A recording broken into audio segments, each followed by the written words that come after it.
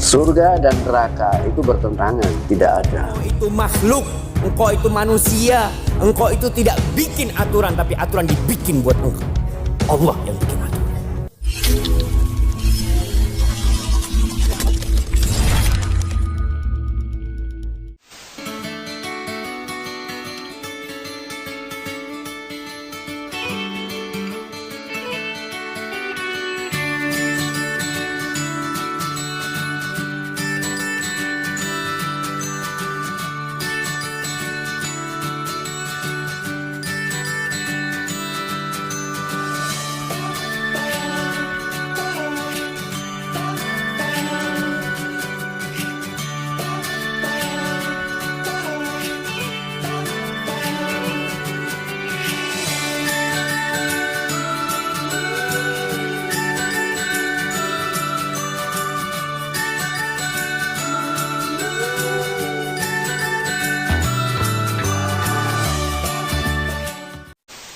Sebelum lanjut nonton video ini, jangan lupa like, tekan tombol subscribe, nyalain loncengnya, dan share ke teman-teman kalian.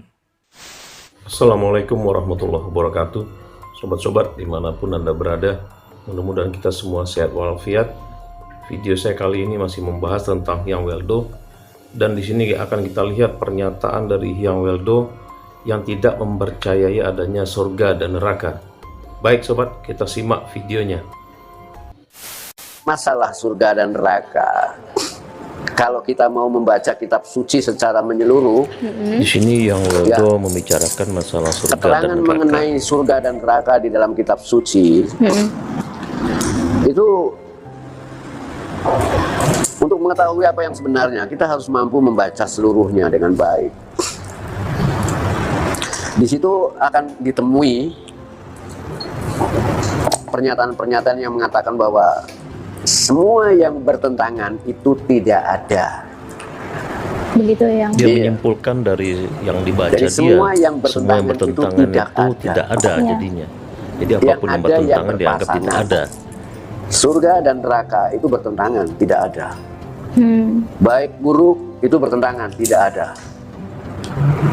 Makanya kalau baca kitab suci itu harus menyeluruh. Dari pernyataan Hyang Weldo ini sobat, di sini kita bisa tangkap bahwasannya memang dia tidak mempercayai adanya surga dan neraka. Karena dia anggap sesuatu yang bertentangan itu tidak ada. Dan menurut dia bahwasanya dia telah membaca kitab suci secara menyeluruh. Ya mungkin bukan hanya kitab suci dari Islam, yaitu Al-Quran, juga beberapa kitab suci lainnya. Jadi dia mempunyai kesimpulan seperti itu, bahwasanya apapun yang bertentangan itu tidak ada. Nah, di sini kita akan coba dengar sobat, bagaimana penjelasan dari Ustadz Syafiq Basalamah yang menjelaskan bagaimana surga dan neraka ini. Ketika Allah menciptakan surga, harus ada Jibril. Jibril, nah ada Jibril, panggil Jibril, lihat tuh surgaku. Fanadhara Jibril, ambil Di sini dilihat dengan malaikat segala Jibril kenikmatannya diperlihatkan Allah. surga oleh Allah. Jangan surga, kalau ada sebuah taman yang indah, segala kenikmatan dunia berkumpul di sana. Lokasi taman ini ada di Batu, Jawa Timur sana, di Malang sana. Orang dari Jakarta datang, dari Sumatera datang, dari mana lagi? Dari Australia datang, dari mana-mana datang karena tempatnya indah sekali. Ketika ini belum surga jamaah, baru kenikmatan dunia. Jibril itu melihat surga Allah Azza wa Jalla. Yang kalau memetik buahnya itu qutufu hadaniyah. Pohonnya besar-besar, tapi untuk memetiknya dekat jamaah. Di sana ada wisata metik buah di Malang, orang datang berangkat ke sana. Gimana kalau surga Allah Azza wa Jalla? Jibril balik, ya Allah, tidak ada satupun manusia yang mendengar tentang surgamu melainkan akan masuk surga. Selesai sudah. Orang akan berbondong-bondong datang ke sana. Akhirnya disuruh ngelihat neraka. Dia lihat neraka. Di sini Allah Azabnya di mana memperlihatkan api kepada itu malaikat Jibril bertumpuk-tumpuk ya. neraka. Panasnya saling menghancurkan satu sama lain. Itu Jibril melihat ketika mengatakan kepada Allah, tidak ada satupun orang yang mendengar tentang azabmu melainkan dia akan jauh dari api neraka. Ya, sekarang balik lagi. Lihat surga. Huffatil jannah bil makari. Jibril datang melihat, ternyata ada pagar yang mengelilingi surga. Pagar yang mengelilingi surga itu adalah hal-hal yang dibenci oleh jiwa manusia. Semua perkara yang berat mau masuk surga itu ternyata berat. Memang enak dalam surganya, tapi menuju ke sana harus berjuang. Mungkin harus luka dulu tangan kita. Rasul sallallahu alaihi wasallam sampai bengkak kakinya salat alaihi salatu wassalam. Kemudian Jibril mengatakan, ya Allah, aku takut gak ada yang mampu masuk surga. Bahkan semuanya masuk neraka. Ketika Jibril melihat neraka, ternyata neraka itu dipagari oleh syahwat manusia.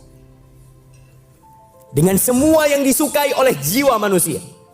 Makanya kadang-kadang kita heran, ada orang jamaah masuk neraka bayar. Bayar. Masuk surga gratis gak mau. Kenapa? Karena sesuai dengan syahwatnya. Berapa banyak orang yang berzina bayar. Ratusan juta bayar dia. Mau masuk kemana dia dengan uangnya? Ke neraka. Karena zina jalan menuju ke neraka. Tapi mau bayar. Tempat-tempat maksiat bayar, datang. Masjid gratis sepi. Kadang-kala sebagian masjid itu dikasih sarapan lagi. Sepi. Tetangga-tetangganya gak datang. Karena memang masuk ke surga Allah itu harus menanggalkan segala kesenangan jiwa kita. Allah mengatakan, فَأَمَّا مَنْ طَغَى وَآثَرَ الْحَيَاةَ الدُّنْيَا فَإِنَّ الْجَحِيمَ هِيَ الْمَأْوَى. Adapun orang yang melampaui batasnya, engkau itu makhluk, engkau itu manusia, engkau itu tidak bikin aturan, tapi aturan dibikin buat engkau. Allah yang bikin aturan. Melampaui batasnya. Di sini tegas mengikuti hawa nafsu, lebih mementingkan kehidupan dunia, Allah. Maka orang ini neraka tempatnya. Wa amma man khafa maqama rabbih wa nahan nafsa 'anil hawa fa innal jannata hiyal ma'wa. Adapun orang yang takut dengan makom Rabbnya, takut dia diberdirikan di hadapan Allah untuk disidang, karena semuanya dari Allah, dia akan mempertanggungjawabkan semuanya. Wa nahan nafsa 'anil hawa, dan dia menahan nafsunya dari keinginan-keinginannya. Surga tempat dia. Dari yang dijelaskan oleh Ustadz Syafiq ini sobat, bahwasanya malaikat Jibril itu diperlihatkan surga dan neraka oleh Allah. Nah, di sini kelihatan bahwasanya memang di dalam Al-Qur'an surga dan neraka ini memang dijelaskan. Nah, di sini juga kelihatan bahwasanya aturan itu Allah yang bikin, bukan manusia. Sehingga apapun yang kita lakukan di dunia ini, pada intinya akan mendapat balasan, yaitu surga dan neraka.